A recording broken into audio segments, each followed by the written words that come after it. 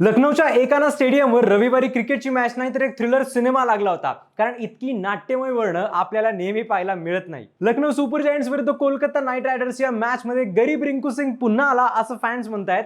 कारण पहिल्यांदा बॅटिंग करताना केकेआर जेव्हा चाच पडत होती त्यावेळी रिंकू सिंग मैदानावर उभा राहिला आणि केकेआरला 155च्या डिसेंट टोटल पर्यंत नेलं. 51 बॉल्समध्ये 83 रन्स करत रिंकूने 2023च्या सीझनची आठवण करून दिली. शेवटच्या ओव्हरमध्ये रिंकूने सलग 4 सिक्स मारले. अशी कामगिरी रिंकू सिंग स्टार प्लेयर नसताना नेहमी करायचा. लखनौची बॅटिंग घरच्या मैदानावर ढेपाळली. 8 विकेट्स गमावून मॅच ऑलमोस्ट हारली असताना चक्क मोहम्मद शमीने शेवटच्या बॉलवर 6 मारला आणि मॅच टाय झाली. IPL 2026चा हा पहिला सुपर ओव्हर होणार होता, पण हा खरं तर सुपर फ्लॉप ओव्हर झाला, कारण इथेही लखनौचे बॅट्समन पिचवर उभे सुद्धा राहू शकले नाही. दोन्ही विकेट्स गमावून सुनील नारायणच्या या ओव्हरमध्ये लखनौने फक्त 1 रन बनवला. केकेआरने चौकार मारत ही मॅच जिंकली. केकेआरचा या मॅचमध्ये परफॉर्मन्स जबरदस्त राहिला. रिंकूने फिल्डिंग करताना सुद्धा 4 कॅचेस पकडल्या आणि रोमन पॉवेलने सुद्धा काही जबरदस्त कॅचेस पकडल्या.